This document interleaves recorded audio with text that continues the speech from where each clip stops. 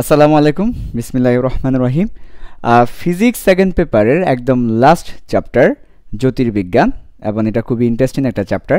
So আমরা এই জ্যোতির্বিজ্ঞান বা অ্যাস্ট্রোনমি এই চ্যাপ্টারটার থিওরি দেখব, এবং এই চ্যাপ্টার থেকে বিগত বছর মেডিকেল, ডেন্টাল এবং ভার্সিটিতে বিভিন্ন বিশ্ববিদ্যালয়ে যেসব প্রশ্ন এসেছে ওই প্রশ্নগুলো আমরা একটু দেখব। ওকে, আচ্ছা, তাহলে আসো আমরা আমাদের এই জ্যোতির্বিজ্ঞান চ্যাপ্টারটাকে বেশ কিছু টাইপে ভাগ করেছি আমাদের বইয়ের সিরিয়াল মেনটেন করে। তো আমরা টাইপ ধরে ধরে একটা একটা করে দেখব। প্রথমে আসো, জ্যোতির্বিজ্ঞান চ্যাপ্টারের শুরুতেই আছে টাইপ 1, মহাবিশ্ব সৃষ্টির রহস্য, অর্থাৎ আমাদের এই মহাবিশ্ব কিভাবে সৃষ্টি হয়েছে সে সম্পর্কে কিছু কথাবার্তা। তো ধারণা করা হয়, একটা তত্ত্ব আছে যে এই মহাবিশ্ব একটা মহাবিস্ফোরণের মাধ্যমে সৃষ্টি হয়েছে। এই মহাবিস্ফোরণ, এটাকে ইংলিশে বলা হচ্ছে বিগ ব্যাং, এবং এই বিগ ব্যাং তত্ত্বটা দিয়েছেন 1927 সালে জর্জ লেমিটার নামক একজন জ্যোতির্বিদ। তাহলে কে দিয়েছেন? জর্জ লেমিটার। তিনি কি দিয়েছেন? তিনি মহাবিস্ফোরণ তত্ত্ব কিংবা বিগ ব্যাং তত্ত্বটা তিনি দিয়েছেন। তাহলে বিগ ব্যাং তত্ত্ব কে দিয়েছেন? কে বিগ ব্যাং তত্ত্বের প্রবক্তা? জর্জ লেমিটার নামটা আমরা কোথায় শুনেছি? জর্জ লেমিটার নামটা কিসের সাথে রিলেটেড? মহাবিস্ফোরণ তত্ত্ব বা বিগ ব্যাংয়ের সাথে রিলেটেড। এমন কত সালে দিয়েছেন? খুব বেশি না, 100 বছর আগে। একটু আগে যাও, 1927 সালে। তাহলে 1927 সালে জর্জ লেমিটার বিগ ব্যাং তত্ত্বটা দিয়েছেন, মহাবিস্ফোরণ তত্ত্বটা দিয়েছেন। ওকে, আচ্ছা, তো মহাবিস্ফোরণ তত্ত্ব আমাদেরকে কি বলে? মহাবিশ্ব কিভাবে সৃষ্টি হয়েছে? একটা বিন্দু ছিল, বিন্দু থেকে হঠাৎ করে বিস্ফোরণ হলো। আচ্ছা, বিস্ফোরণ হওয়ার পর কি হলো? এরপর কি হলো সেটা নিয়ে আমাদেরকে আরও একটা তত্ত্ব দিয়েছেন 2 বছর পর আরেকজন জ্যোতির্বিদ, নাম হচ্ছে এডউইন হাবেল। তিনি কি দিয়েছেন? তিনি দিয়েছেন সম্প্রসারণ তত্ত্ব। এডউইন হাবেল কোনটা দিয়েছেন? সম্প্রসারণ তত্ত্ব দিয়েছেন। এই সম্প্রসারণ তত্ত্ব আমাদেরকে কি বলে? চলো আমরা একটু পরের স্লাইডে দেখি। এডউইন হাবেলের সম্প্রসারণ তত্ত্ব আমাদেরকে বলে, বিস্ফোরণের পর থেকে প্রত্যেকটা গ্রহ থেকে দূরে সরে যাচ্ছে, নক্ষত্র থেকে দূরে সরে যাচ্ছে, একটা গ্যালাক্সি থেকে আরেকটা গ্যালাক্সি দূরে সরে যাচ্ছে। সরে যেতে তাদের এরিয়া বড় হয়ে যাচ্ছে, তাই না? তাহলে এই আমাদের যে ইউনিভার্স, আমাদের যে মহাবিশ্বের যে পরিধি, সেটা বড় হচ্ছে, কারণ পরস্পর দূরে সরে যাচ্ছে। তাহলে এটাকে সম্প্রসারণ বলছেন। কি বলছেন? সম্প্রসারণ, এক্সপানশন। তাহলে এই তত্ত্বটা বলে গ্যালাক্সিগুলো পরস্পর থেকে দূরে সরে যাচ্ছে। এই সরে যাওয়ার বেগ, অর্থাৎ যেই ভ্যালোসিটিতে একজন আরেকজন থেকে দূরে সরে যাচ্ছে, এটাকে আরেকটা নামে বলা হয় অপসারণ বেগ। তাহলে যেখানে তুমি অপসারণ বেগ শব্দটা শুনবে, দেখবে অপসারণ বেগ দূরে সরে যাওয়া, ঠিক আছে? সেটা দূরত্বের সমানুপাতিক। এটা এডউইন হাবেলের তত্ত্ব। তিনি বলছেন যে দুইটা, ধরো গ্যালাক্সির কথাই বলছেন, যে দুইটা গ্যালাক্সি যখন কাছাকাছি ছিল, দূরত্ব কম ছিল, তখন তারা দূরে সরে যাচ্ছে আস্তে আস্তে, অর্থাৎ তাদের বেগটা কম ছিল। যখন তাদের দূরত্ব বাড়ছে, আস্তে আস্তে তাদের দূরে সরে যাওয়ার বেগটাও বেড়ে যাচ্ছে। আর যত দূরে যাচ্ছে তত বেগ বাড়ছে, যত দূরত্ব বাড়ছে তত বেগ বাড়ছে। তার মানে দূরে সরে যাওয়ার বেগটা যত দূরত্ব বাড়ছে তার সাথে সাথে বাড়ছে। সেজন্য তিনি বলছেন যে দূরে সরে যাওয়ার বেগ বা অপসারণ বেগটা দূরত্বের সমানুপাতিক তুলে দিলে একটা ধ্রুবক দিব। যেহেতু এটা হাবলের তত্ত্ব, তাই এই ধ্রুবকের নাম হাবল ধ্রুবক, হাবল কনস্ট্যান্ট। তাহলে হাবলের ধ্রুবকের একটা ফিক্স মান আছে। হাবলের ধ্রুবকের মানটা পরীক্ষায় সবসময় আসে, সো তোমাদেরকে জানতে হবে। হাবলের ধ্রুবকের মান হচ্ছে 72 কিলোমিটার পার সেকেন্ড পার মেগা পার সেকেন্ড। আমি একক নিয়ে একটু বলবো কিভাবে আসছে, তার আগে মানটা একটু তোমাকে আয়ত্ত করতে হবে। হাবল ধ্রুবকের মান কত? 72। হাবল ধ্রুবকের মান কত? 72। হাবলের সূত্রটা কি? হাবলের সূত্র হচ্ছে একটা গ্যালাক্সি থেকে আরেকটা গ্যালাক্সি দূরে সরে যাচ্ছে, যেই বেগে দূরে সরে যাচ্ছে পরস্পর একটা বেগে, পরস্পর সাপেক্ষে একটা বেগে। তুমি আবার চিন্তা করতে পারো, ভাইয়া দুজন ডিফারেন্ট ভেলোসিটিতে যেতে পারে। এখানে তোমাকে দেখতে হবে পরস্পর থেকে পরস্পর দূরে সরে যাওয়া, এটা একটা একসাথের ঘটনা, আলাদা না, একসাথে দূরে সরে যাচ্ছে, রাইট? একসাথে দূরে সরে যাচ্ছে, সেজন্য এখানে ভেলোসিটি হবে একটা। তার মানে দূরে সরে যাওয়ার বেগ এটা তাদের মধ্যবর্তী দূরত্বের সমানুপাতিক, এবং সমানুপাতিক তুলে দিলে হাবল ধ্রুবক। সে হাবল ধ্রুবকের মান 72। এবার আসো, হাবল ধ্রুবকের এককটা কিভাবে আসছে। হাবল ধ্রুবকটাকে যদি আলাদা করে ফেলি, তাহলে আমরা উপরে পাবো বেগ, নিচে পাবো দূরত্ব। ডিটাকে নিচে নিয়ে আসো। এখন বেগের একক হচ্ছে মিটার পার সেকেন্ড, কিন্তু এখানে যেহেতু গ্রহ বা যেহেতু নক্ষত্র বা গ্যালাক্সি এগুলা কিন্তু অনেক বেশি বেগে দূরে সরে যায়, সেজন্য এখানে আমরা কিলোমিটার ইউজ করব। So kilometre per second. আর দূরত্ব মাথায় রাখতে হবে, অ্যাস্ট্রোনমি বা জ্যোতির্বিজ্ঞানের সব দূরত্ব পারসেক এককে পরিমাপ করা হয়। পারসেক ভাই এটা আবার কি জিনিস? ওকে আসো, 1 পারসেক, এই যে একটা নতুন জিনিস পারসেক, 1 পারসেক সমান 3.26 আলোকবর্ষ। আবার ভাইয়া আলোকবর্ষ কি জিনিস? আলোকবর্ষ হচ্ছে আলো 1 সেকেন্ডে নয়, 1 বছরে। আলো 1 বছরে যে দূরত্ব অতিক্রম করবে, যে ডিস্টেন্স যাবে, 1 বছর ধরে আলো যতটুকু ট্রাভেল করবে, যে দূরত্ব যাবে, তাকে বলছি আলোকবর্ষ। তাহলে 1 পারসেক সমান 3.26 আলোকবর্ষ। আর আলোকবর্ষ মানে কি? আলোকবর্ষ মানে হচ্ছে আলো 1 বছরে যে দূরত্ব অতিক্রম করে। আচ্ছা ঠিক আছে, তো এখন আমাদের আলোকবর্ষে কিন্তু পরিমাপ করি না, আমরা পরিমাপ করি কিসে? পারসেক মানে, কিন্তু পারসেক কিসের একক? দূরত্বের একক। আলোকবর্ষ কিসের একক? দূরত্বের একক। ওই যে আলো 1 বছরে যে দূরত্ব যায় সেটাই আলোকবর্ষ। আর পারসেক হচ্ছে 3.26 আলোকবর্ষ, তার মানে পারসেকও কিন্তু দূরত্বের একক। তো আমরা এখানে পারসেক বসাই। শুধু পারসেক হলে কম হয়ে যায় কেন? কারণ একটা গ্যালাক্সি থেকে আরেকটা গ্যালাক্সি অনেক অনেক অনেক অনেক অনেক দূরে, একটা গ্যালাক্সি থেকে আরেকটা গ্যালাক্সি অনেক অনেক অনেক দূরে, সেজন্য এটা মেগা পারসেক এককে বসানো হয়।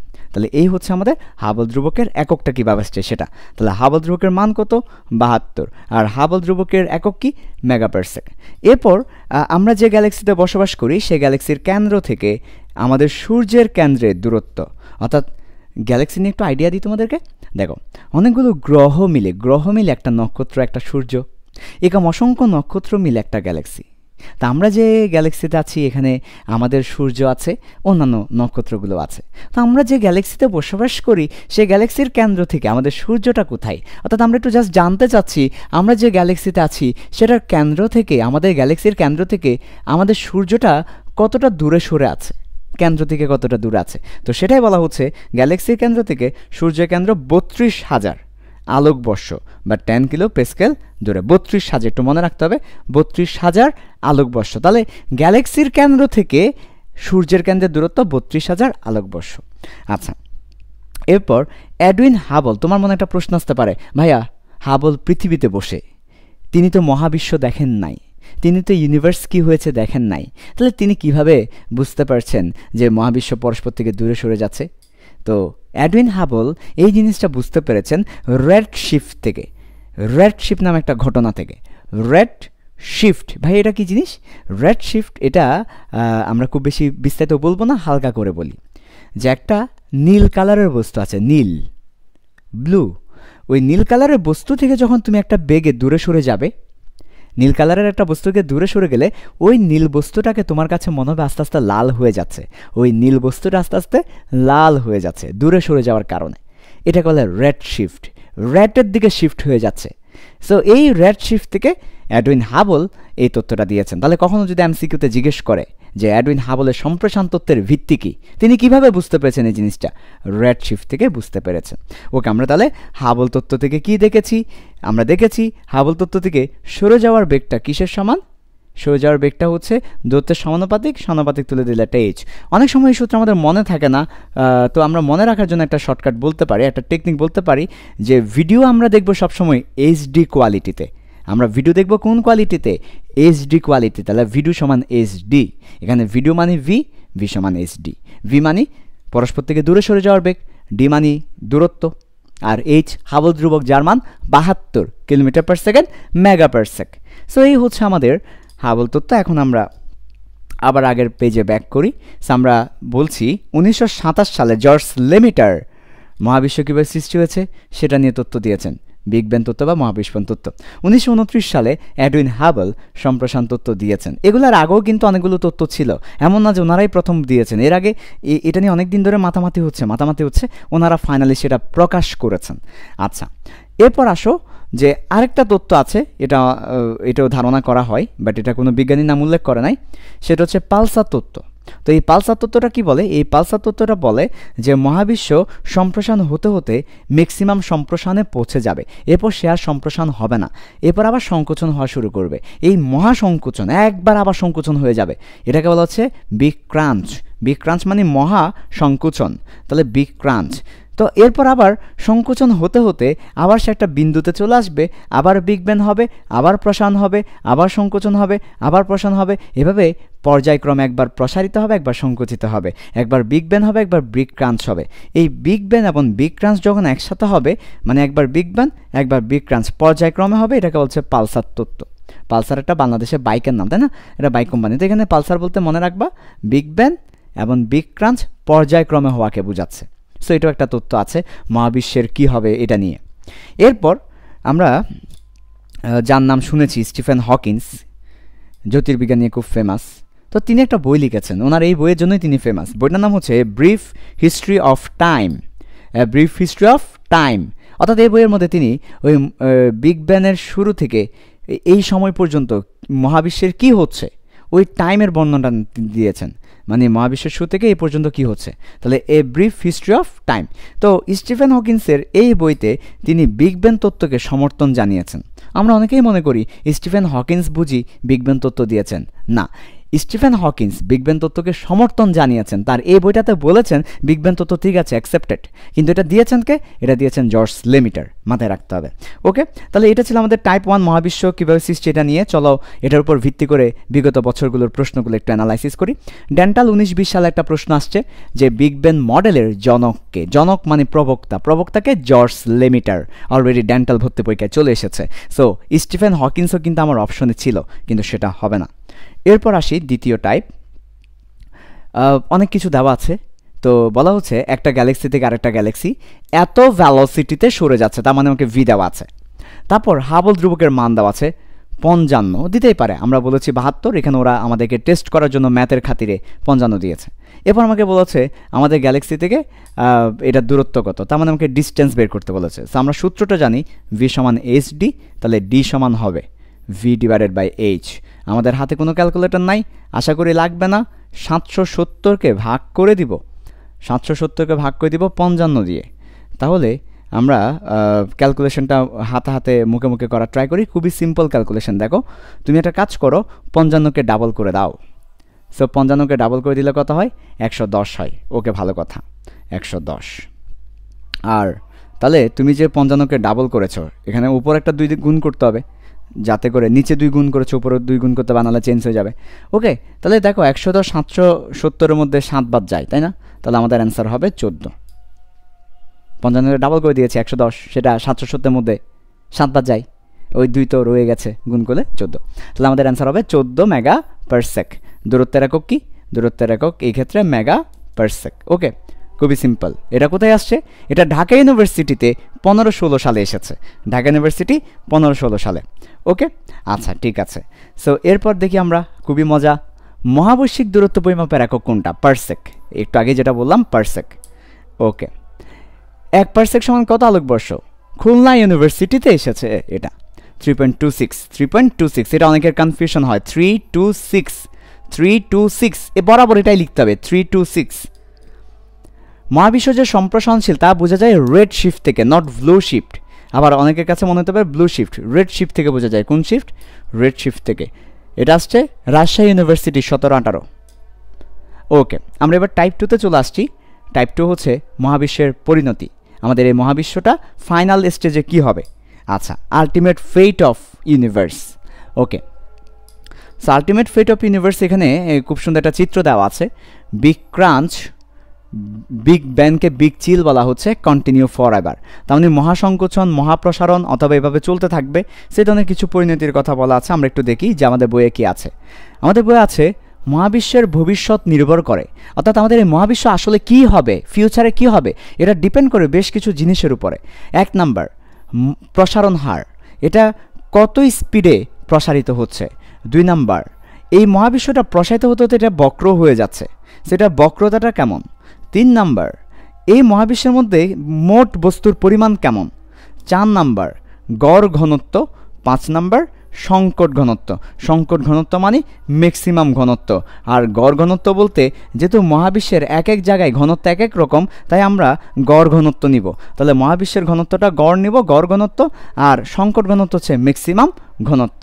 ওকে, আচ্ছা। সো এবার আসো মহাবিশ্বের জ্যামিতিক গঠন, অর্থাৎ মহাবিশ্ব কি তোমার আবদ্ধ হবে, নাকি মহাবিশ্ব ওপেন থাকবে, নাকি মহাবিশ্ব সমতল হবে, এটা যে জ্যামিতিক গঠন সেটা নির্ভর করে ঘনত্ব প্যারামিটারের উপর। পরীক্ষা আসে ঘনত্ব প্যারামিটারের উপর। ঘনত্ব প্যারামিটার, প্যারামিটার মানে কি? প্যারামিটার মানে আর কিছুই না, রাশি। তার মানে আসলে এটা আসলে ভূমিকা রাখে না, ঘনত্বের উপর ডিপেন্ড করে। তাহলে মহাবিশ্বের জ্যামিতিক আকার কেমন হবে সেটা ডিপেন্ড করবে ঘনত্বের উপরে। কিসের উপর? ঘনত্বের উপর। তো চলো আমরা একটু দেখে নিই এটা কিভাবে ডিপেন্ড করে। এখানে 3টা কন্ডিশন দেওয়া আছে এবং মহাবিশ্বের গঠন দেওয়া আছে 3টা, মহাবিশ্বের পরিণতি দেওয়া আছে। সো মহাবিশ্বের গঠনগুলো দেখো। মহাবিশ্ব উন্মুক্ত হতে পারে, মহাবিশ্ব আবদ্ধ হতে পারে, মহাবিশ্ব সমতল হতে পারে। মহাবিশ্ব উন্মুক্ত হতে পারে, মহাবিশ্ব আবদ্ধ হতে পারে, মহাবিশ্ব সমতল হতে পারে। কখন কোনটা হবে সেটার জন্য আমরা একটু দেখব। প্রথমত সমতলেরটা একটু আগে দেখি। সমতল হবে যদি সমান হয়। খুবই সিম্পল, মনে রাখা সহজ। মহাবিশ্বটা সমতল হবে যদি আমাদের গড় ঘনত্ব এবং সংকট ঘনত্ব সমান হয়। আবার বলছি, সংকট ঘনত্ব মানে ম্যাক্সিমাম ঘনত্ব, আর গড় ঘনত্ব মানে বর্তমান ঘনত্ব। তার মানে মহাবিশ্বের বর্তমান ঘনত্ব যখন সর্বোচ্চ হয়ে যাবে, সংকট মানে অলওয়েজ ক্রিটিক্যাল, অ্যান্ড ক্রিটিক্যাল মানে হচ্ছে ম্যাক্সিমাম। তাহলে যখন আমার ঘনত্বটা ম্যাক্সিমাম হয়ে যাবে, আমার মহাবিশ্ব সমতল হবে। তখন সমতল হয়ে গেলে সেটা ম্যাক্সিমামে পৌঁছে গেছে, ফলে সংকোচন প্রসারণ হবে না। তাহলে আর কোনো সংকোচন বা প্রসারণ হবে না। ওকে, তার মানে আই অ্যাগেন রিপিট, যখন আমাদের ইউনিভার্সের ডেন্সিটি ম্যাক্সিমাম ডেন্সিটির সমান হবে, ইউনিভার্স ফ্ল্যাট হবে এবং তখন কোনো এক্সপানশন কন্ট্রাকশন হবে না। এরপর আসো, যদি এমন হয় যে আমাদের ওইখানে তীর চিহ্নটা ভুল আসছে, যদি এমন হয় যে আমাদের গড় ঘনত্বটা কম, এটা একটু উল্টা হয়ে যাবে এটা। ওকে, তো আমি ঠিক করে দিচ্ছি, তোমরা স্লাইডে একটু ঠিক করে নিও। সো দেখো, গড় ঘনত্বটা যদি কম হয়, ম্যাক্সিমাম এখনও পৌঁছায়নি, এখনও সে ম্যাক্সিমামে পৌঁছায়নি, তাহলে সে ম্যাক্সিমাম পর্যন্ত প্রসারিত হবে। কমন সেন্স কি বলে যে আরও হতে পারবে। ম্যাক্সিমামে এখনও সে পৌঁছায়নি, তার ঘনত্বটা এখনও ম্যাক্সিমাম হয়নি, তাহলে সে আরও আরও আরও আরও প্রসারিত হতে পারবে, রাইট? তাহলে অনন্তকাল প্রসারিত হবে, অর্থাৎ যতক্ষণ পর্যন্ত সেটা ম্যাক্সিমামে পৌঁছাবে না ততক্ষণ পর্যন্ত সে প্রসারিত হবে। তো এতে মহাবিশ্বটা উন্মুক্ত হবে, মানে সে ওপেন, সে প্রসারিত হচ্ছে, সে প্রসারিত হচ্ছে। সে প্রসারিত হচ্ছে কেন? কারণ তার ঘনত্ব ম্যাক্সিমাম ঘনত্বের চেয়ে কম। আর যখন তার ঘনত্বটা ম্যাক্সিমাম ঘনত্বের চেয়ে বেশি হবে, এই যে দেখো ম্যাক্স ঘনত্বের চেয়ে তার ঘনত্বটা বেশি হবে, তখন মহাবিশ্ব আর প্রসারণ হবে না, কারণ অলরেডি সে ম্যাক্সিমাম পয়েন্টে চলে গেছে। এরপর সে আর প্রসারিত হবে না, এবার সে সংকোচন হওয়া শুরু করবে। তাহলে সংকোচন হবে এবং তখন তার শেপটা হবে আবদ্ধ। তার মানে এই জিনিসগুলো বুঝে বুঝে পড়লে কতটা সহজ, দেখেছ? আচ্ছা, এখন পর্যন্ত এই টপিক থেকে কোনো প্রশ্ন আসে নাই। আমরা পরের টাইপে যাব। পরের টাইপ হচ্ছে মহাবিশ্বের মৌলিক উপাদান। আমাদের এই মহাবিশ্বের মৌলিক উপাদানগুলো কি কি? চলো দেখি। আমাদের এই মহাবিশ্বের মৌলিক উপাদান যদি আমরা বলি, তাহলে 3টা মৌলিক উপাদানের কথা আমাদের বইয়ের মধ্যে পাওয়া যায়।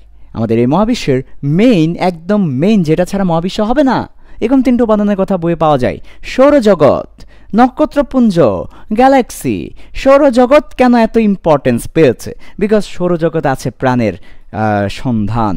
সৌরজগতের পৃথিবী নামক গ্রহকে ঘিরেই এত কল্পনা জল্পনা, এবং সৌরজগতের সব রহস্য উদ্ঘাটনের মূল জায়গা সৌরজগৎ।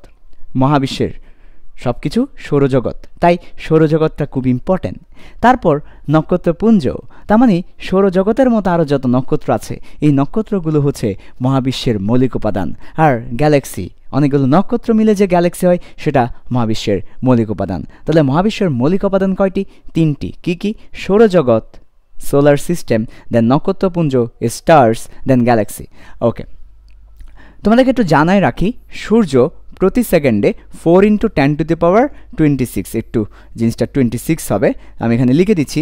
সূর্য প্রতি সেকেন্ডে 4 × 10⁻26, 4 × 10⁻26, 26 জুল শক্তি উৎপন্ন করে 1 সেকেন্ডে। ভাই বুঝতেছো? সূর্য 1 সেকেন্ডে 4 × 10⁻26 জুল, হিউজ অ্যামাউন্টের শক্তি উৎপন্ন করে। আমাদের গ্যালাক্সির নাম হচ্ছে ছায়াপথ, আর এটার আরেক নাম হচ্ছে আকাশগঙ্গা, এটার আরেক নাম হচ্ছে মিল্কি ওয়ে। মিল্কি শব্দের অর্থ ছায়া, আর ওয়ে মানে পথ। তাহলে মিল্কি মানে কি? মিল্কি মানে আবার দুধের মতো না, মিল্কি মানে হচ্ছে ছায়া। আমরা অনেকে মনে করি মিল্কি মানে এটা দুধের মতো কিছু একটা, না। মিল্কি মানে হচ্ছে এটার সাথে দুধের কোনো সম্পর্ক নাই। মিল্কি মানে ছায়া, আর ওয়ে মানে পথ, ছায়া পথ। আর এটার আরেকটা নাম হচ্ছে আকাশগঙ্গা, আকাশগঙ্গা। তাহলে আমরা যে গ্যালাক্সিতে বসবাস করি সে গ্যালাক্সির নাম কি? মিল্কি ওয়ে, ছায়াপথ, আকাশগঙ্গা। আমরা যে গ্যালাক্সিতে বসবাস করি সেটার নাম ছায়াপথ, আকাশগঙ্গা, মিল্কি ওয়ে। এই গ্যালাক্সিতে কতটা নক্ষত্র আছে? ওই যে বললাম একটু আগে যে অনেকগুলো নক্ষত্র মিলে একটা গ্যালাক্সি হয়। আমাদের গ্যালাক্সিতে দেখো দেখো দেখো 10⁻11, 10⁻11 মানে মনে করো মোটামুটি তোমার 1000 কোটি, 1000 কোটি নক্ষত্র আছে একটা গ্যালাক্সিতে, বুঝতেছো? একটা গ্যালাক্সিতে 10⁻11টি নক্ষত্র আছে, এবং আমাদের গ্যালাক্সির আকারটা স্বল্পিলাকার। কী আকার? স্বল্পিলাকার। যদি তোমাকে একটু দেখাই আমাদের আগের স্লাইডে, আচ্ছা এখানে হয়তো নাই, আমাদের গ্যালাক্সির আকারটা হচ্ছে এমন, এই যে স্বল্পিলাকার, এই যে স্বল্পিলাকার। ওকে, এই স্বল্পিলাকার মানে হচ্ছে সাপের মতো, স্পাইরাল, এটাকে আমরা বলি কি? স্পাইরাল, স্পাইরাল বলি। ওকে, স্পাইরাল। ওকে, তাহলে আমাদের গ্যালাক্সির আকারটা কেমন? স্পাইরাল বা স্বল্পিলাকার, সাপের মতো। অজগর সাপ দেখছো? সাপ যেভাবে পেঁচিয়ে থাকে, সাপ যেভাবে পেঁচিয়ে থাকে এটাকে বলে স্বল্পিলাকার, স্পাইরাল। ওকে, সো আমরা যে গ্যালাক্সিতে থাকি এখানে কয়টা নক্ষত্র আছে? 10⁻11টি নক্ষত্র আছে, 10⁻11টি নক্ষত্র আছে, এটা পরীক্ষা আসে। আর আমাদের গ্যালাক্সির নাম কি? ছায়াপথ, মিল্কি ওয়ে, অথবা আকাশগঙ্গা, আকাশগঙ্গা। আর আমরা যে সূর্যে আছি, সূর্য প্রতি সেকেন্ডে 4 × 10⁻26 জুল শক্তি উৎপন্ন করে। আমরা চলো বিগত বছর আসা ডেন্টালের একটা প্রশ্ন দেখে আসি, সূর্য প্রতি সেকেন্ডে কত শক্তি উৎপন্ন করে। সবই আছে 25, 26, 27, 28। অপশন কোনটা? উত্তর হবে 26। 4 × 10⁻26। তারকা মানে নক্ষত্র, নক্ষত্রের জ্বালানি কি? অবশ্যই হাইড্রোজেন। আমরা জানি হাইড্রোজেন থেকে হিলিয়াম হয়, এবং এই বিক্রিয়া এটাকে ফিউশন বলে। এই ফিউশন বিক্রিয়ার ফলে সূর্য শক্তি উৎপন্ন করে কত? 4 × 10⁻26 জুল পার সেকেন্ড। প্রতি সেকেন্ডে এত জুল শক্তি সে উৎপন্ন করে।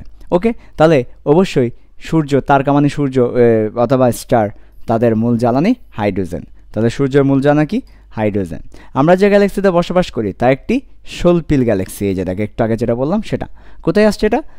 এটা আসছে জাহাঙ্গীরনগর ইউনিভার্সিটি 1718 সালে। ওকে, তারপর আসো নক্ষত্রের মধ্যবর্তী স্থানে কোন পদার্থ থাকে? প্লাজমা। আমরা জানি এটা। নক্ষত্রের মধ্যে কিন্তু কোনো কঠিন তরল গ্যাস থাকতে পারে না, বিকজ নক্ষত্র অনেক উচ্চ তাপমাত্রায় থাকে, যার কারণে নক্ষত্রের মাঝে কোনো আমাদের কি থাকে না?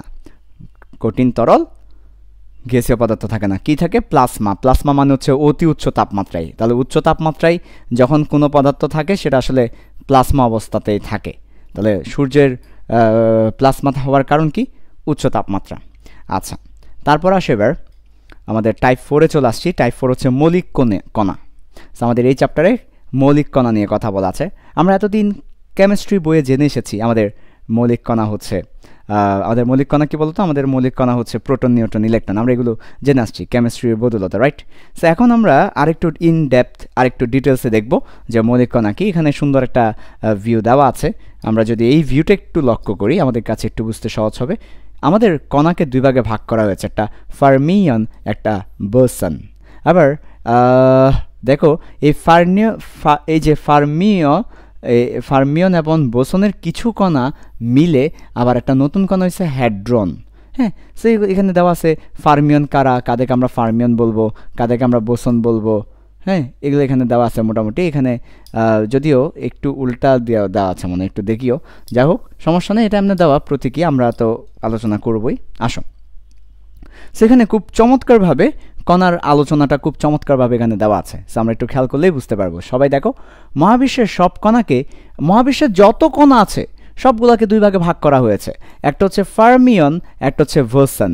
সো মহাবিশ্বের যত কণা আছে সবগুলোকে আমরা দুইটা ক্যাটাগরিতে ভাগ করে ফেলতে পারি। একটা হচ্ছে ফার্মিয়ন, একটা হচ্ছে বোসন। একটা হচ্ছে ফার্মিয়ন আর একটা হচ্ছে বোসন। মহাবিশ্বের যত কণা আছে সবগুলোকে কয় ভাগে ভাগ করতে পারি? দুই ভাগে ভাগ করতে পারি, ফার্মিয়ন এবং বোসন। তারপর চলে আসো, ফার্মিয়নকে আবার দুই ভাগে ভাগ করতে পারি। একটা হচ্ছে কোয়ার্ক আর একটা হচ্ছে লেফটন। একটা হচ্ছে কোয়ার্ক আর একটা হচ্ছে কি লেফটন। তাহলে ফার্মিয়ন তাদেরকে আবার দুই ভাগে ভাগ করা হয়েছে, একটা হচ্ছে কোয়ার্ক আর একটা হচ্ছে লেফটন। আমরা কোয়ার্ক সম্পর্কে একটু জেনে নিই। এরা একেবারে মৌলিক কণা, কোয়ার্ককে আর ভাঙা যায় না।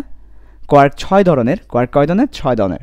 এদের নিয়ে প্রোটন, নিউট্রন, ম্যাসন কণা তৈরি হয়। ইলেকট্রনের কথা কিন্তু বলে নাই, প্রোটনের কথা বলেছে, নিউট্রনের কথা বলেছে। সো প্রোটন নিউট্রন এগুলো কী দ্বারা তৈরি? কোয়ার্ক দ্বারা তৈরি। আর কোয়ার্ক দ্বারা তৈরি এই প্রোটন, নিউট্রন, ম্যাসন এদেরকে বলা হয় হ্যাড্রন। তার মানে অনেকগুলো কোয়ার্ক মিলে যেই কণা তৈরি করে সেটাকে বলা হচ্ছে হ্যাড্রন। তাহলে হোয়াট ইজ হ্যাড্রন কণা? হ্যাড্রন কণা হচ্ছে অনেকগুলো কোয়ার্ক মিলে যেটা হয়। যেমন অনেকগুলো কোয়ার্ক মিলে প্রোটন হয়, অনেকগুলো কোয়ার্ক মিলে নিউট্রন হয়। সো প্রোটন, নিউট্রনকে আমরা হ্যাড্রন কণা বলতে পারি। আর লেফটন কি? লেফটন হচ্ছে সবচেয়ে হালকা মৌলিক কণা, আর এরা হচ্ছে ভারী কণা। তাহলে কোয়ার্ক এবং লেপটনের মধ্যে একটা পার্থক্য হচ্ছে কোয়ার্ক ভারী, লেপটন হালকা। আবার লেপটন কয় ধরনের? 3 ধরনের। লেপটনের মধ্যে একটা হচ্ছে ইলেকট্রন, একটা হচ্ছে টাও, একটা হচ্ছে মিউ। আমাদেরকে বিশেষ করে ইলেকট্রনটা জানতে হবে। তাহলে ইলেকট্রন কোন ধরনের কণা? লেপটন। প্রোটন, নিউট্রন কোন ধরনের কণা? কোয়ার্ক দ্বারা তৈরি হ্যাড্রন কণা। কোয়ার্ক দ্বারা তৈরি হ্যাড্রন কণা। সেগুলো একটু আমাদেরকে দেখতে হবে, জানতে হবে। ওকে, এবার আসো, বোসন কণাও আবার 2 প্রকার। একটা হচ্ছে গ্যাস বোসন, আর একটা হচ্ছে গ্যাস বোসন, আর একটা হচ্ছে হিগস বোসন। ওকে, একটা হচ্ছে গ্যাস বোসন, আর একটা হচ্ছে হিগস বোসন। গ্যাস বোসনটা হচ্ছে মৌলিক বলের জন্য দায়ী। মৌলিক বলের জন্য দায়ী কারা ছিল মনে আছে? মহাকর্ষ বলের জন্য দায়ী ছিল গ্র্যাভিটন। তড়িৎচুম্বক বলের জন্য দায়ী ছিল ফোটন। নিউক্লিয়ার বলের জন্য দায়ী ছিল গ্লুয়ন। তারপরে W boson, Z boson. So এই যে মহাকর্ষ বল, তড়িৎচুম্বক বল, নিউক্লিয়ার বলের জন্য দায়ী যে বলগুলো ছিল, ওই যে মহাকর্ষ দুটা ভরের মধ্যে যে কণা আদান প্রদান হয়, যেই কণা আদান প্রদানের কারণে মহাকর্ষ বল হয়, তড়িৎচুম্বক বল হয়, নিউক্লিয়ার বল হয়, ওই কণাটাকে বলা হচ্ছে গ্যাস বোসন। তাহলে graviton, photon, gluon, W boson, Z boson. আর হিগস বোসনটা কি? হিগস বোসনটাকে ঈশ্বর কণা বলা হচ্ছে। এটা একটা ক্ষেত্র কণা। এটা নিয়ে আমাদের খুব বেশি ডিটেলস জানতে হবে না, জাস্ট এইটুকুই জানো কাকে ঈশ্বর কণা বলা হয়। গড পার্টিকেল, এটা পরীক্ষা আসে। কাকে গড পার্টিকেল বলা হয়, কাকে ঈশ্বর কণা বলা হয়? গড পার্টিকেল বলা হয় হিগস বোসনকে, কারণ তার কি জানো, সেটা যখন একটা ক্ষেত্রের মধ্যে আসে তখন সে ভর লাভ করে। ভর ছিল না, ভর লাভ করে, তাই তাকে ঈশ্বর কণা বা গড পার্টিকেল বলা হচ্ছে। আচ্ছা, এরপর তোমাদেরকে একটা পার্থক্য অবশ্যই দেখাই। ফার্মিয়নের সাথে বোসনের পার্থক্যটা কি? ফার্মিয়নের স্পিন হচ্ছে হাফ, এবং ফার্মি ডিরাক পরিসংখ্যান মানে স্ট্যাটিস্টিক্স, এরা মনে রাখবে এখানে এগুলো কোয়ান্টাম মেকানিক্সের কিছু ব্যাপার, এরা হচ্ছে স্ট্যাটিস্টিক্স মেনে চলে। তো ফার্মিয়ন কণা ফার্মি ডিরাক পরিসংখ্যানটা মেনে চলে, আর বোসনটা বোস আইনস্টাইন পরিসংখ্যানটা মেনে চলে। তো এটা মুখস্থ করার জিনিস না, এটা জাস্ট টেকনিকের জিনিস। ফার্মিয়ন থাকলে ফার্মি থাকবে, ফার্মি ডিরাক, আর বোসন থাকলে বোস আইনস্টাইন থাকবে। সো বোসনের ক্ষেত্রে বোস থাকবে, ফার্মিয়নের ক্ষেত্রে ফার্মি ডিরাক থাকবে। আর বোসন কণার স্পিন হচ্ছে পূর্ণ সংখ্যা, 1 2 3 এভাবে। তাহলে পূর্ণ সংখ্যা হলে সেটা হবে বোসন কণা, আর হাফ হলে সেটা হবে ফার্মিয়ন। তাহলে আমাদের ইলেকট্রন, আমাদের প্রোটন, আমাদের নিউট্রন সবার স্পিন সংখ্যা হাফ। যেমন ইলেকট্রন স্পিন সংখ্যা হতো +half -half. So electron spin সংখ্যা দেখেই তুমি বুঝতে পারছো যে ফার্মিয়ন কণা যারা আছে তাদের স্পিন সংখ্যা হাফ হবে, ভগ্নাংশ হবে, আর বোসন কণাদের স্পিন সংখ্যা পূর্ণ সংখ্যা হবে। আচ্ছা, এবার আমরা বিগত বছরের প্রশ্নগুলো দেখি। চলো কি আসছে দেখো। কোন কণার প্রতিকণা নাই? প্রতিকণা মানে অ্যান্টিপার্টিকেল। তো তোমাদেরকে একটা কথা আজকে জানিয়ে দিই, প্রত্যেকটা কণার অ্যান্টিপার্টিকেল আছে, শুধুমাত্র ফোটন ছাড়া। ফোটন একমাত্র কণা যার কোনো অ্যান্টিপার্টিকেল নাই। ওকে, এবার আসো, লার্জ হ্যাড্রন কোলাইডারে অতিপারমাণবিক কণাদের সংঘর্ষে কোনটা তৈরি হয়? আচ্ছা, এটা আমাদের বইয়ে ছোট্ট লাইন আছে যে হ্যাড্রন কোলাইডারের মাধ্যমে হিগস বোসন কণাটা তৈরি করা হয়। সো এটা আমাদের বইয়ের একটা লাইন, লেস ইম্পর্টেন্ট একটা লাইন থেকে প্রশ্ন করেছে। এটা প্রশ্নটা এসেছে জাহাঙ্গীরনগর ইউনিভার্সিটি 16-17। তোমরা একটু দেখে নিও যে লার্জ হ্যাড্রন কোলাইডার, শুধু এইটুকুই জানো, এত ডিটেলসে লাগবে না। লার্জ হ্যাড্রন কোলাইডারে, অর্থাৎ এটা যদি আমরা ওয়ার্ডটা আসলে বাংলা ওয়ার্ডকে ইংলিশে লিখাই, একটু তোমার কাছে মনে হচ্ছে যে কঠিন ব্যাপারটা, আসলে কিন্তু তুমি একটু ভেঙে লিখলে এমনই দেখাবে। লার্জ হ্যাড্রন কোলাইডার মানে হচ্ছে তোমার লার্জ হ্যাড্রন কোলাইডার মানে সংঘর্ষ হয় যেখানে, বড় হ্যাড্রন কণা সংঘর্ষ হয় যেখানে, সেখানে হিগস বোসন কণা তৈরি হয়। আচ্ছা, এটা একটু মনে রাখিও। এবার আমাদের টাইপ 5 নক্ষত্রের পরিণতি। নক্ষত্রের পরিণতি বলতে আমাদের স্টারগুলো আসলে একসময় মৃত্যু হয়, নক্ষত্রের পরিণতি আর কি। তো সেই ব্যাপারগুলো আমরা দেখব এখন। তো প্রথমে আসো আমরা যে কোনো একটা নক্ষত্র আমরা নিলাম, যে কোনো একটা নক্ষত্রের ভরকে আমরা বললাম এম, ক্যাপিটাল এম। আর চন্দ্রশেখর সীমা নামে একটা সীমা আছে, এটা খুবই ইম্পর্টেন্ট, চন্দ্রশেখর সীমা। তো এই চন্দ্রশেখর হচ্ছে ইন্ডিয়ান একজন জ্যোতির্বিদ ছিলেন, বিজ্ঞানী ছিলেন। তো তিনি একটা সীমা দাঁড় করিয়েছেন, সীমাটা হচ্ছে 1.4 এম নট। এখানে এম নট হচ্ছে সূর্যের ভর, সূর্যের ভর। সো 1.4 এম নট মানে হচ্ছে 1.4 ইন্টু সূর্যের ভর। সো এটা একটা সীমা, এটার উপর ডিপেন্ড করে আমরা নক্ষত্রকে 3 ভাগে ভাগ করতে পারি। শুধুমাত্র এই চন্দ্রশেখর সীমার উপর ভিত্তি করে আমরা নক্ষত্রকে 3 ভাগে ভাগ করছি। দেখো, এক ধরনের নক্ষত্রকে আমরা বলি শ্বেতবামন নক্ষত্র, যার ইংলিশ হচ্ছে, ইংলিশটা ইম্পর্টেন্ট, মেডিকেল ভর্তি পরীক্ষা ইংলিশ আসে, white dwarf, white dwarf, white dwarf. তাহলে শ্বেতবামন, এই শ্বেতবামন এই নক্ষত্রটা, এটার বৈশিষ্ট্য হচ্ছে এটার ভর হবে সূর্যের ভরের 1.4 এর কম, লেস। দেখো লেস, তাহলে 1.4টা কার? চন্দ্রশেখর সীমা, 1.4 ইন্টু সূর্যের ভর। সো যাদের ভর চন্দ্রশেখর সীমার কম, 1.4 এম নটের কম, সূর্যের ভরের 1.4 গুণের কম, তারা শ্বেতবামন হবে। এরপর আস্তে আস্তে আস্তে আস্তে একসময় তারা কালো বামন হবে, সাদাটা কালো হয়ে যাবে। এরপর আস্তে আস্তে তারা জ্বলতে জ্বলতে মৃত্যুর আগে তারা লাল দৈত্যে পরিণত হবে, রেড জায়ান্ট। সো শ্বেতবামন থাকবে, তারপর কালো বামন হবে, তারপর লাল দৈত্য বা রেড জায়ান্ট হবে। সো এটা হচ্ছে এই নক্ষত্রের পরিণতি। আমি আবার বলছি, যারা শ্বেতবামন তারা এক সময় একটা পর্যায়ে গিয়ে কালো বামন হবে, কালো কালার হয়ে যাবে। আরেকটা পর্যায়ে উজ্জ্বলতা হারিয়ে ফেলবে কালো হয়ে গেলে। আরেকটা পর্যায়ে গিয়ে তারা কি হবে, ওই সূর্যটা যখন মারা যাবে ওটা বিস্ফোরণের মাধ্যমে মারা যাবে, ফলে তখন এটা লাল দৈত্যের মতো মনে হবে, রেড জায়ান্ট। ওকে, আচ্ছা। এবং এটা কখন ঘটবে? এটা ঘটবে যদি সূর্যের ভরের 1.4 এর কম হয়। যাদের ভর 1.4 থেকে 3ও কিন্তু একটা সীমা, 3 একটা সীমা, 1.4 থেকে 3 সূর্যের ভর, তার মানে সূর্যের ভরের 1.4 গুণ থেকে 3 গুণ, তাদেরকে আমরা বলি নিউট্রন তারকা। এবং নিউট্রন হচ্ছে তাদের জ্বালানি, এবং একটা সময় মারা যাবে মহাবিস্ফোরণের মাধ্যমে, মানে ওই নক্ষত্রটা বিস্ফোরণ হয়ে ফেটে মারা যাবে। সেটা হচ্ছে সুপারনোভা, সুপারনোভা, সুপারনোভা। আমরা অনেক সময় সুপারনোভা নামটা শুনে থাকি। সো সুপারনোভা মানে হচ্ছে আমাদের নক্ষত্রের মৃত্যু। কোন ধরনের নক্ষত্র? নিউট্রন তারকা। নিউট্রন তারকা কারা? যাদের ভর 1.4 থেকে 3 গুণ, আর যাদের ভর সূর্যের ভরের 3 গুণের চেয়ে বেশি, অনেক বেশি, হ্যাভি হ্যাভি হ্যাভি। যাদের ভর সূর্যের ভরের 3 গুণের চেয়ে বেশি, হ্যাভি। যাদের ভর সূর্যের ভরের 3 গুণের চেয়ে বেশি, হ্যাভি, তারা হচ্ছে ব্ল্যাক হোল। তারা হচ্ছে কি? Black hole. এবং আরেকটা কথা বলি, ব্ল্যাক হোল এই নামটা বা এই জিনিসটা আবিষ্কার করেছেন জন হুইলার। অনেক সময় পরীক্ষা আসে, ব্ল্যাক হোল নিয়ে আমরা অনেক মাতামাতি করি। ব্ল্যাক হোল যেখানে কোনো লাইট ঢুকলে লাইট বের হতে পারে না, কোনো বস্তু ঢুকলে বস্তু বের হতে পারে না, সব কিছুকে গ্রাস করে নেয়। সেই ব্ল্যাক হোল নিয়ে যত কল্পনা জল্পনা, জেনে রাখো এই ব্ল্যাক হোলটা আবিষ্কার করেছেন জন হুইলার, জন হুইলার, জন হুইলার। এবং ব্ল্যাক হোল কখন হবে?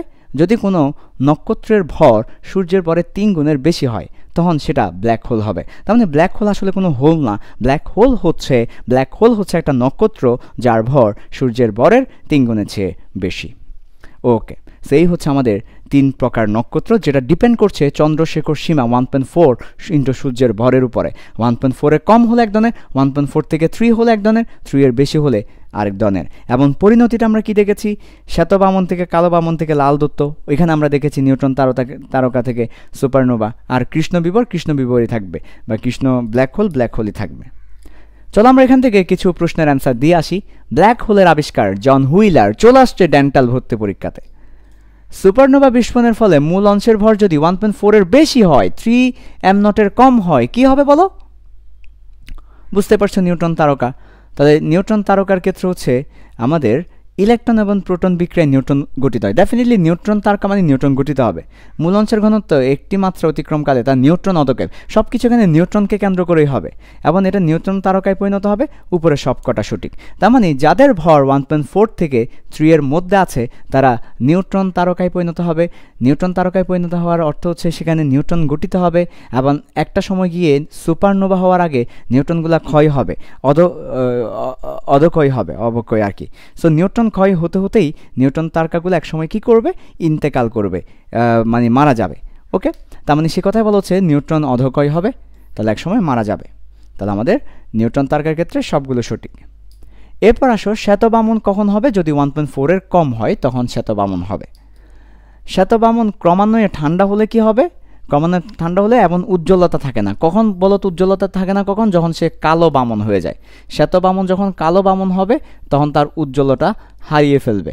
ওকে, এবং এটা কখন হবে? আস্তে আস্তে সে ঠান্ডা হলে এই জিনিসটা হবে আর কি। তো শ্বেতবামন ক্রমান্বয়ে ঠান্ডা হয়ে উজ্জ্বলতা থাকে না, এবং এটাকে কালো বামন বলে। কালো বামন মানে কৃষ্ণ বামন, এই যে কৃষ্ণ বামন।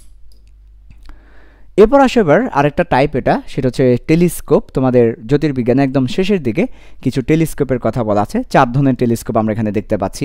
নাম্বার 1 রেডিও টেলিস্কোপ, নাম্বার 2 গামারশ্মি telescope, number 3 x-ray telescope, number 4 optical telescope. Radio টেলিস্কোপটা মহাকাশ গবেষণায় ব্যবহার করা হয়। তার মানে তোমাকে মাথায় রাখতে হবে রেডিও টেলিস্কোপটা কোথায় ইউজ করা হয়। রেডিও টেলিস্কোপটা মহাকাশ গবেষণায় ব্যবহার করা হয়। গামারশ্মি টেলিস্কোপটা নক্ষত্র ছায়াপথ থেকে আগত গামারশ্মি পর্যবেক্ষণ করে মৌলিক পদার্থের উপস্থিতি এবং নিউক্লিয় ঘটনাবলীর অস্তিত্ব নির্ণয় করা হয়। তাহলে কোথায় মৌলিক পদার্থ আছে সেই উপস্থিতি এবং নিউক্লিয়ার ঘটনা ব্যাখ্যা করা হয় গামা দিয়ে। তাহলে গামা দিয়ে আমরা নিউক্লিয়ার ঘটনা ব্যাখ্যা করি, গামা দিয়ে আমরা মৌলিক পদার্থের উপস্থিতিটা নিশ্চিত করি। এরপর আছে এক্স-রে টেলিস্কোপ। তাহলে একটা গামারে একটা এক্স-রে টেলিস্কোপ দিয়ে এক্স-রে রশ্মি পর্যবেক্ষণ করে মহাজাগতিক ঘটনা সম্পর্কে ধারণা পাওয়া যায়। সো মহাজাগতিক ঘটনা সম্পর্কে ধারণা পাওয়া যায় এক্স-রে থেকে। আরটা হচ্ছে অপটিক্যাল টেলিস্কোপ। এটা 3 ধরনের, প্রতিসারক, প্রতিফলক, ডায়োপটিক। অর্থাৎ আমরা যদি লেন্স ব্যবহার করি লেন্সে প্রতিসরণ হয়, আমরা যদি দর্পণ ব্যবহার করি দর্পণে প্রতিফলন হয়, আর আমরা যদি উভয় ব্যবহার করি উভয় মানে হচ্ছে ডায়োপটিক। ডায়োপটিক মানে হচ্ছে উভয়। তো আরেকবার বলি, লেন্স ব্যবহার করলে সেটা হবে প্রতিসারক, তার মানে হচ্ছে সেটা কি? সেটা হচ্ছে আমাদের রিফ্র্যাক্টিভ। এরপর যদি আমরা দর্পণ ব্যবহার করি, মিরর ব্যবহার করি, তাহলে সেটা হবে রিফ্লেকটিভ। একটা রিফ্র্যাক্টিভ, একটা রিফ্লেকটিভ, এটা হবে লেন্স ইউজ করলে। আর রিফ্লেকটিভ হবে কখন? মিরর ইউজ করলে। আর ডায়োপটিক হবে কখন? বোথ ইউজ করলে ডায়োপটিক। ডায়োপটিক মানে দুইটা অপটিক মানে 2 ধরনের অবস্থায় আছে, সেটা হচ্ছে অপটিক্যাল টেলিস্কোপ। তো আমরা চলো টেলিস্কোপ থেকে কী ধরনের প্রশ্ন দেখে আসি। মহাকাশ গবেষণায় কোন টেলিস্কোপ ব্যবহার করা হয় না? ম্যাগনেটিক টেলিস্কোপ ব্যবহার করা হয় না। আমরা দেখেছি রেডিও, এক্স-রে, গামা-রে। অপটিক্যাল কোনটা ইউজ করা হয় না? ম্যাগনেটিক। তাহলে টেলিস্কোপ কয় ধরনের? 4 ধরনের, রেডিও, গামা, এক্স-রে, অপটিক্যাল। আচ্ছা, লাস্ট টাইপ 7 বিবিধ, অর্থাৎ পুরো চ্যাপ্টারে বিভিন্ন বিচ্ছিন্ন যে টপিকগুলো আছে সে টপিকগুলো নিয়ে।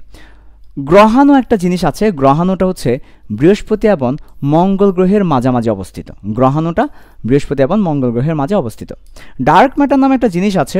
ডার্ক ম্যাটার মানে হচ্ছে এমন কিছু ভর যারা মহাকর্ষ বল দেয় কিন্তু যাদেরকে চোখে দেখা যায় না, অদৃশ্য। তার মানে এই ভরগুলা কিন্তু চোখে দেখবা না। নর্মালি ভর হলে, পদার্থ হলে তাকে চোখে দেখা যায়, কিন্তু এই জিনিসগুলোকে তুমি চোখে দেখবে না। এগুলো শক্তির মতো, চোখে দেখবে না, কিন্তু এগুলো মহাকর্ষ বল দেয়। অদ্ভুত না? মহাকর্ষ বল দিবে কিন্তু এগুলো চোখে দেখবে না, তাই দেখে হচ্ছে ডার্ক ম্যাটার। এবং এটার পরিমাণ 90%। তুমি অবাক হবে যে আমাদের 90% ডার্ক ম্যাটার, অর্থাৎ আমরা 90% বস্তু চোখে দেখি না, কিন্তু এরা মহাকর্ষ বল দেয়। সব কণার প্রতিকণা আছে, কিন্তু ফোটন এবং মেসনের কোনো প্রতিকণা নেই। ওই যেটা বলছিলাম, ব্ল্যাক হোলের যে অঞ্চল জুড়ে প্রভাব থাকে তাকে ঘটনা দিগন্ত বলে। ব্ল্যাক হোলের সাথে একটা শব্দ জড়িত, সেটা হচ্ছে ঘটনা দিগন্ত। এটা হচ্ছে ব্ল্যাক হোলের সাথে জড়িত। আচ্ছা, আমরা বিবিধের উপর ভিত্তি করে কিছু প্রশ্ন দেখি। জাহাঙ্গীরনগর ইউনিভার্সিটিতে আসা, মহাবিশ্বের নিচের কোনটির পরিমাণ সবচেয়ে বেশি? ডার্ক এনার্জি এবং ডার্ক ম্যাটার, যেটা বললাম একটু আগে, এটা 90%। ডার্ক এনার্জি এবং ডার্ক ম্যাটার 90% মানে ওইখানে আর কিছু দেখার দরকার নাই। 90% মানে এটাই সবচেয়ে বেশি। তারপর আসো, এম ভরের কোনো বস্তু তখনই কৃষ্ণ বিবর হিসেবে কাজ করবে যখন এর ব্যাসার্ধ একটি নির্দিষ্ট সংকট ব্যাসার্ধের সমান বা কম হবে। হ্যাঁ, ওই যে বললাম যে এম ভরের কোনো বস্তু তখনই কৃষ্ণ বিবর হিসেবে কাজ করবে যখন এর ব্যাসার্ধ সংকট ব্যাসার্ধে কম হবে। তো সংকট ব্যাসার্ধ বলতে যেটা বোঝাই, যে ঘটনা দিগন্তের কথাটা যেটা বলছিলাম, যে এটা একটা শর্ত আছে যেটা তোমাদেরকে আলোচনা করি নাই, এখন বলছি। ঘটনা দিগন্ত বা সংকট ব্যাসার্ধের পরে হলে কিন্তু আর হবে না। সংকট ব্যাসার্ধ মানে ম্যাক্সিমামের বেশি হতে পারে না। তার মানে সংকট ব্যাসার্ধের সমান অথবা কম হতে পারে, এর বেশি হতে পারে না। তো সংকট ব্যাসার্ধের সমান বা কম হলে তখন সেটা ব্ল্যাক হোল হিসেবে কাজ করবে। ব্ল্যাক হোলের রেঞ্জকে কি বলে, ওই যেটা বললাম যে ঘটনা দিগন্ত, এটা হচ্ছে ব্ল্যাক হোলের রেঞ্জ। ধরো এটা একটা ব্ল্যাক হোল, জিনিসটা আমি একটু তোমাকে বোঝানোর ট্রাই করি। এটা একটা ব্ল্যাক হোল, এই ব্ল্যাক হোলের একটা অঞ্চল আছে যেটা ব্ল্যাক হোলের ক্ষেত্র, এর বাইরে কোনো বস্তু গেলে তাকে ব্ল্যাক হোল কিছু করবে না, কিন্তু ব্ল্যাক হোলের ভিতর কেউ থাকলে তাকে সে আকর্ষণ করবে। তা যেই অঞ্চল পর্যন্ত ব্ল্যাক হোলের আকর্ষণ থাকে ওইটাকে বলা হচ্ছে ঘটনা দিগন্ত, যেই অঞ্চল পর্যন্ত ব্ল্যাক হোলের প্রভাব থাকে। ব্ল্যাক হোলের ঘটনা দিগন্ত কোন ব্যাসার্ধ নামে পরিচিত? এই ঘটনা দিগন্ত জিনিসটা যে বিজ্ঞানী আবিষ্কার করেছেন তার নাম হচ্ছে শুয়ার্স শিল্ড। এই শুয়ার্স শিল্ডের ব্যাসার্ধ নামে এটা পরিচিত। সো ঘটনা দিগন্ত কোন বিজ্ঞানী এগুলো আবিষ্কার করেছেন বা কোন বিজ্ঞানী বলেছেন? শুয়ার্স শিল্ড নামে একজন বিজ্ঞানী, সেটা শুয়ার্স শিল্ডের ব্যাসার্ধ নামে পরিচিত। শুয়ার্স দুইভাবেই লেখা হয়, শুয়ার্স শিল্ডের ব্যাসার্ধ নামে পরিচিত। এরপরে এককগুলো সঠিক ক্রম বড় থেকে ছোট। তো আমরা দেখি পারসেক সবচেয়ে বেশি, পারসেকের পর আলোকবর্ষ পর কিলোমিটার পর হচ্ছে ফ্যামটো, এটা ফার্মি দিয়েছে, এটা ফ্যামটো হবে সম্ভবত, ফার্মি নামে আদৌ কিছু আছে কিনা আমি জানি না, হতেও পারে। তো এটা হচ্ছে আমাদের সঠিক, পারসেক সবচেয়ে বড়। আনুমানিক কত মিটার দূরত্বের মধ্যে প্রবল নিউক্লিয় বল কার্যকর? এটা তো আমরা নিউটনের মেকানিক্সে দেখেছি, 10⁻15 মধ্যে সবল নিউক্লিয় বল, এটা প্রবল না, সবল নিউক্লিয় বল কার্যকর 10⁻15। কৃষ্ণ বস্তু বিকিরণ ব্যাখ্যায় কোন মতবাদ সফল হয়েছিল? কোয়ান্টাম মতবাদ। আমরা ব্ল্যাক হোল এটা ব্যাখ্যা করি কোয়ান্টাম মতবাদ দিয়ে। তোমাদের ওই যে আধুনিক পদার্থবিজ্ঞানও তোমরা দেখেছো, ডার্ক ওইখানে যদিও ওইটা ভিন্ন ব্যাপার, হ্যাঁ, ওই এখানে যেটা আছে। তারপরও ব্ল্যাক বডি রেডিয়েশনের কথা বলছিলাম, ব্ল্যাক বডি রেডিয়েশন আমরা কোয়ান্টাম মেকানিক্স দিয়ে বলি। ইলেকট্রনের অ্যান্টিপার্টিকেল কোনটা? পজিট্রন, এটা জানতে হবে। ইলেকট্রনের অ্যান্টিপার্টিকেল হচ্ছে পজিট্রন মানে ইলেকট্রনের ট্রন নিছে আর positive electron. So positive electron থেকেই পজিট্রন হয়েছে, এবং পজিট্রনের চার্জ কিন্তু ইলেকট্রনের উল্টা, প্রত্যেকটা অ্যান্টিপার্টিকেল তার উল্টা বৈশিষ্ট্যগুলো দেখাবে। সো ইলেকট্রন নেগেটিভ, ইলেকট্রনের অ্যান্টিপার্টিকেল পজিটিভ, তাই এটাকে বলা হচ্ছে পজিটিভ ইলেকট্রন বা পজিট্রন। ওকে, আচ্ছা, যদি একটি বস্তু আলোর বেগে ধাবিত হয় তবে এর ভর হবে অসীম। আলোর বেগে যদি কেউ ধাবিত হয় তাহলে তার কোনো ভর থাকবে না, সমস্ত ভর শক্তিতে পরিণত হবে। আলোর বেগে যদি কেউ ধাবিত হয় তার সমস্ত ভর শক্তিতে পরিণত হবে, তার ভর হবে অসীম। ঢাকা ইউনিভার্সিটি 1415 সালের প্রশ্ন। গামা রশ্মি সম্পর্কে কোনটা সঠিক? গামা রশ্মি চার্জ নিরপেক্ষ। বিটা রশ্মি সম্পর্কে কোনটা সঠিক? বিটা রশ্মি হচ্ছে ঋণাত্মক চার্জযুক্ত। সো আমি এই আলোচনা যেহেতু আসছে একটু বলে দিই, আলফা বিটা গামা। আলফা হচ্ছে দ্বিধনাত্মক, বিটা হচ্ছে একটা মাইনাস, আর গামা হচ্ছে চার্জ নিরপেক্ষ। আলফা হচ্ছে দ্বিধনাত্মক, বিটা একটা মাইনাস, গামা হচ্ছে চার্জ নিরপেক্ষ। সো এই ছিল জ্যোতির্বিজ্ঞান চ্যাপ্টার থেকে বিগত বছরের ভার্সিটি মেডিকেলে যে প্রশ্নগুলো আসছে সে প্রশ্ন এবং থিওরি আশা করি মোটামুটি তোমাদেরকে কভার করেছি। সো তোমরা যা থিওরি দিয়েছি স্লাইডটা দিয়ে দিব, স্লাইডটা দেখলে মোটামুটি হয়ে যাবে। বই অনেক কথাই আছে, আমি বই থেকে বাছাইকৃত কথাগুলো দিয়েছি, সো আশা করি হয়ে যাবে। ওকে।